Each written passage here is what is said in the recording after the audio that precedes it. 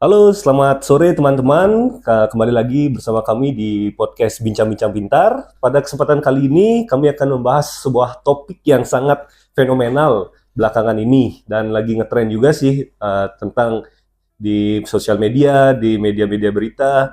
Jadi kita akan membahas tentang hashtag kabur aja dulu.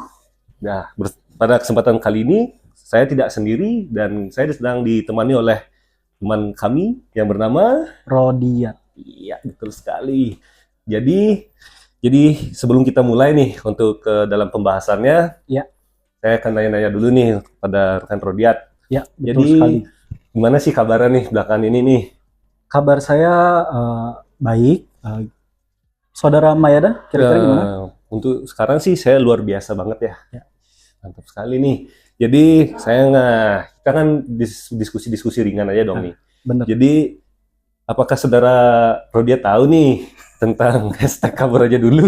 Saya cukup tahu dengan hashtag yang sedang ngetrend saat ini di kalangan anak muda, khususnya Gen Z dan beberapa dari milenial ya, terkait kabur aja dulu. Nah, mungkin kali ini giliran saudara kita Mayada dulu yang akan menanyakan.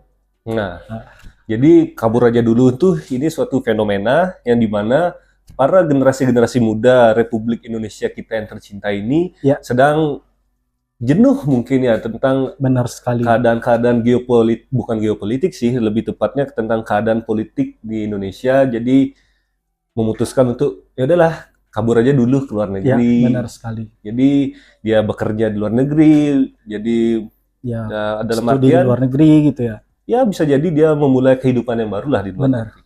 Nah, ada juga nih tanggapan dari petinggi-petinggi negara kita, dari Bapak Menteri Ketenagakerjaan, Bapak Yasirli. Mohon maaf Pak kalau ada penyebutan salah kata. Ya, Jadi, dimaafkan. Bapak Menteri menyebutkan itu tren kabur aja dulu itu bukan karena masyarakat yang benar-benar ingin kabur dari Indonesia, tetapi ingin mengambil nih kesempatan bekerja di luar negeri. Beliau juga mengaku tidak masalah apabila ada WNI yang ingin bekerja di luar negeri, lalu kembali ke negara untuk membangun negeri tercinta. Namun, ada nih satu yang sangat kontroversial banget nih pernyataan dari Bapak Menteri, dari Bapak Wakil Menteri Ketenagakerjaan, rekan kerjanya Pak Yasirli, Bapak Immanuel Ebenezer. Beliau itu mengatakan yang pendapatnya menurut saya ini tidak pantas ya, untuk disebutkan di Media. Ya, media, apalagi kapasitas dia itu sebagai wakil menteri sebagai pejabat negara ya. Iya, betul sekali. Beliau itu mengatakan kalau misalnya seandainya ada WNI nih yang ingin bekerja ke luar negeri, beliau berpendapat kayak ya udah kalian nggak usah balik aja. Jadi kalian udah menetap berkeluarga di sana dan ya menghabiskan sisa hidup kalian di sana. Nah, itu menurut tanggapan Bapak Rodiat itu gimana? Bukan Bapak dong. Oh, saudara. Saudara Rodiat gimana ya?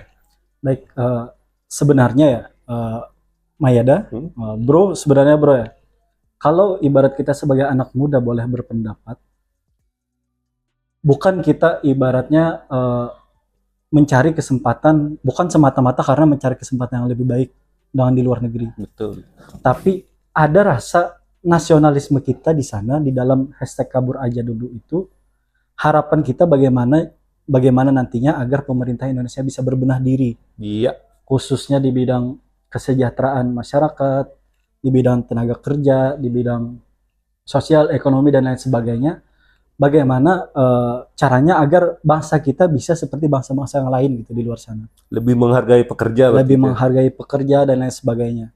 Nah, mungkin di samping itu semua, karena ini mungkin ada faktor dari bonus demografi ya, di mana usia produktif saat ini mulai bertambah. Nah, maka dari itu yang ibaratnya sekarang udah mulai dewasa, udah mulai bisa merasa bersaing dengan masyarakat di luar negeri sana. Makanya mereka merasa daripada kita memaksakan diri untuk membenahi negara ini, mereka merasa menyerah gitu untuk membenahi segala kekurangan yang ada di negara ini. Nah, makanya mereka kabur aja dulu, bekerja di luar negeri, mengharapkan penghidupan yang lebih baik di luar negeri, baik itu bekerja di luar negeri ataupun studi di luar negeri. Karena sebenarnya mereka mengharapkan perubahan itu dari pemerintah, tapi mereka tidak mendapatkan itu. Kemudian mereka Gitu ya. merasa frustasi, merasa putus asa dengan kinerja pemerintah sekarang ini, makanya mereka lebih memilih, lebih mudah kita untuk bekerja di luar negeri daripada membenahi apa yang ada di pemerintahan kita saat ini. Mungkin gitu ya, tapi mohon maaf nih, jangan dituntut nih. Iya sih, karena mungkin dari beberapa fenomena kabur aja dulu nih kan tidak tercipta begitu saja nih, Iya, Kak benar. Rodian. Berdasarkan dari pengalaman-pengalaman warga-warga net yang pernah meng-apply suatu pekerjaan, Iya, warga net itu terkadang mengeluh tentang persyaratannya yang tidak masuk akal iya karena benar. terbatas dengan usia, karena bisa jadi warganet tersebut juga sekolahnya tidak pada waktunya, mungkin dia mengumpulkan Benar. uang terlebih dahulu, sedangkan umurnya tidak sesuai, lalu pengalaman juga kurang. Ada Iya, juga benar. yang pengalaman sesuai terbentur dengan umur. Iya, Jadi benar. mungkin itu juga menjadi suatu sebab orang Iya, jadi hashtag kabur aja dulu. ya mungkin ada masalah di dalam dirinya gitu ya. Dia merasa di luar negeri tuh nggak ada syarat yang aneh-aneh gitu. Ya, Makanya dia lebih memilih gitu. betul sekali mungkin, dan juga karena di luar negeri kebanyakan itu dibayarnya per jam. Yang Iya, karena benar. kita tahu kan kita di sini bayarnya UMR ya. Mungkin para calon pekerja tersebut merasa kurang untuk mencukupi kehidupannya sehari-hari, mengingat inflasi di negara kita ini sudah oke lah, lumayan terasa Iya, dengan gaji yang tidak seberapa, dan juga tentang kesenjangan kesehatan juga iya mungkin benar sekali. banyak kekecewaan dari warga-warga net dan kaum milenial ataupun Gen Z yang mulai resah tentang kehidupan negara kita ini. Ya, tapi kalau menurut Bro sendiri nih, gimana kira-kira terkait pendapat Pak Menteri Bahlil yang menyatakan bahwasanya kabur aja dulu dengan kita bekerja di luar negeri atau studi di luar negeri itu dianggap sebagai kita yang tidak nasionalis gitu. Kira-kira gimana gitu Wah, tanggapannya? kalau gitu menurut saya itu kurang kurang gimana ya untuk seorang Pak Bahlil ya, karena bisa jadi Pak Bahlil itu tidak melihat secara mendasar terlebih dahulu tentang Iya, fenomena di lapangan, tentang iya, cara-cara calon para pekerja untuk mencari kerja, tentang orang dalam sistem mencari kerja, apalagi dalam seleksi yang tidak transparan. Jadi mungkin benar. Pak Bahlil tolong loh, kalau misalnya gitu dengan timnya di riset dulu, keluh Iya, kesah warga, kenapa sih warga-warga net itu ingin pergi dari negara ini.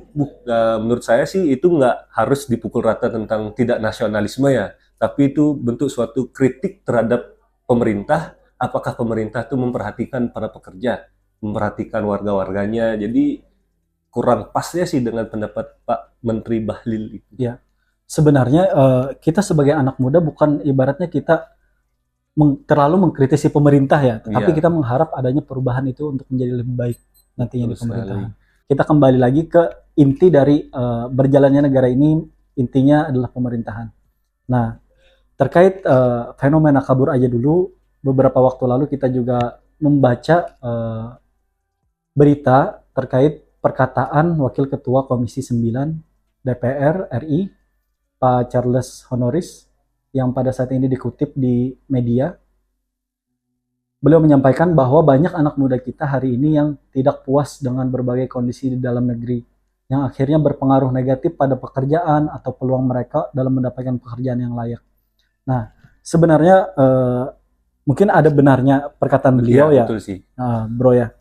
Tapi di samping itu juga, ya itu tugasnya pemerintah gak sih? Ya, karena kan ya betul juga. Cuman yang kita tahu lah bahwa faktor X di pemerintahan yang sudah terkenal ya, adanya oknum orang dalam itu yang mungkin membuat kaula-kaula muda itu kayak dia sudah tidak mau berjuang lagi karena dia sudah mengetahui bahwa ya sayanganku mah ini, dia nih anaknya ini, saudaranya ini. Itulah yang mungkin menjadi salah satu faktor yang membuat orang tuh kayak udah kabur aja dulu. Jadi menurut saya sih gitu ya. Nah, mungkin di samping pendapat Wakil Ketua Komisi 9 DPR RI tadi, ada juga pendapat dari Menteri KP2MI, Pak Abdul Qadir Karding, yang menyatakan bahwasanya yuk kerja di luar negeri katanya. Nah, beliau menyatakan bahwasanya jadi saya kira hashtag kabur aja dulu, ini kami sebagai pemerintah harus melihat ini sebagai masukan dan aspirasi yang harus memacu untuk bekerja lebih baik. Nah, itu menurut pendapat Pak Abdul Qadir Karding.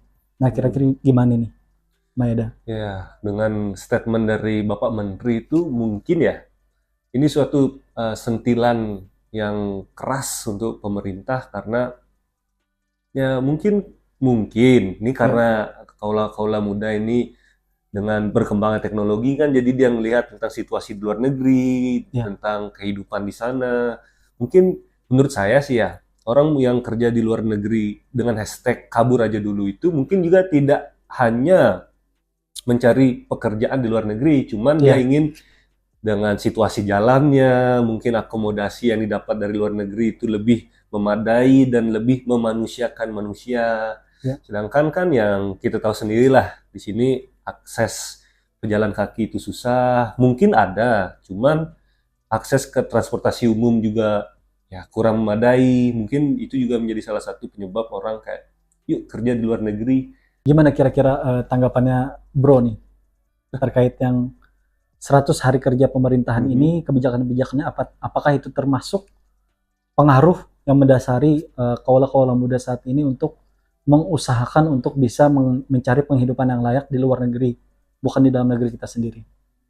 Ya kalau menurut saya sih ya itu bukan lebih sih, sudah berpengaruh banget ya, karena dengan yang kita tahu kan yang fenomena yang terjadi ini, Bapak Presiden Prabowo itu kan sedang gencar-gencarnya nih untuk melakukan efisiensi anggaran. Banyak juga pekerja yang dari pekerja pemerintah seperti pekerja kontrak yang non ASN itu menjadi korbannya. Honorer gitu ya, honorer. Itu dia dipotong karena ya instansi tersebut sudah tidak punya anggaran lagi. Nah, dan juga yang menjadi fenomena yang sangat menyedihkan dan ironis sekali ya, apalagi dia dengan salah satu contoh, dia ini sudah bekerja di instansi tersebut mungkin sampai dia umur 30 dan atau 35, yang mana kan hal tersebut sudah dia nggak bisa ngapain lagi ya. Dia mau seleksi apapun, umur terpentok. Dia mau daftar di swasta pun, pasti juga swasta jarang yang terima karena umurnya sudah faktor umur tadi ya. Kemudian kira-kira menurut Bro Mayeda, apakah seberpengaruh itu kira-kira terkait kebijakan pemerintah saat ini yang menyatakan bahwasanya bidang kesehatan sama pendidikan itu menjadi program pendukung dari program prioritas? Kira-kira berpengaruh kayak gitu buat generasi penerus kita nantinya? Kalau menurut kacamata saya pribadi ya, menurut saya sih itu sangat berpengaruh banget, karena yang perlu kita sadari dan kita pahami bahwa negara kita ini kan masuk dalam kategori yang malas membaca ya. Jadi dari pepatah saya dulu pas waktu SD, membacalah banyak buku supaya cakrawala pikiran kita terbuka. Dengan kebijakan Bapak Presiden Prabowo yang mengenyampingkan program prioritas pendidikan itu menjadi program pendukung, itu sih sangat mengecewakan banget ya. Karena kan kita Indonesia ini dikenal dengan macan Asia, yang dimana supaya hal tersebut bisa terulang kembali, Indonesia itu dicap sebagai macan Asia. Jadi secara tidak langsung kita tuh harus gencar-gencarnya melakukan pendidikan, bukan dengan efisiensi anggaran yang dimana itu tidak ada korelasinya tentang pendidikan. Jadi menurut saya bisa jadi itu sih membuat faktor orang banyak yang kabur aja dulu. Nah kemudian Bro nih, kira-kira menurut pendapat Maeda sendiri terkait beasiswa pelajar Indonesia di luar negeri yang mana udah dibiayai oleh negara, tiba-tiba mereka merasa kehidupan di luar negeri itu lebih layak bagi mereka, yang akhirnya mereka merasa buat apa aku kembali lagi ke negara asalku, sedangkan aku di sini tidak dihargai. Kira-kira gimana tuh menurut Maeda sendiri? Sedangkan mereka kuliah pun dibiayai oleh negara gitu, oleh beasiswa. Nah, itu juga sebuah problematik yang sangat ironis sekali ya. Karena kan dia sudah dibayar oleh negara, habis itu mencari ilmu dan supaya kehidupan dia lebih layak lagi di kemudian hari.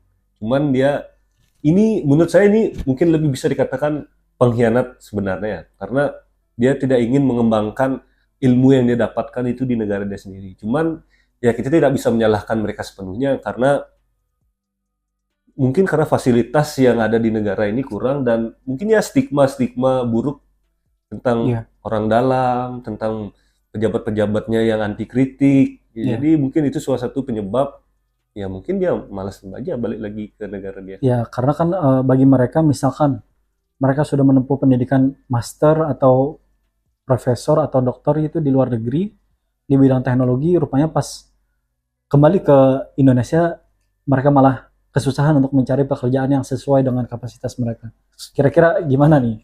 Sih, itu berat banget ya karena mungkin dia seperti kayak dia udah kuliah jauh-jauh kan, pelajarin bahasa yang mungkin anggaplah dengan program yang sangat Ya, komprehensif ya gitu ya. komprehensif dan sistematis. Mungkin ya balik lagi nih suatu sentilan nih untuk pemerintah supaya membenahi tentang kebijakan-kebijakan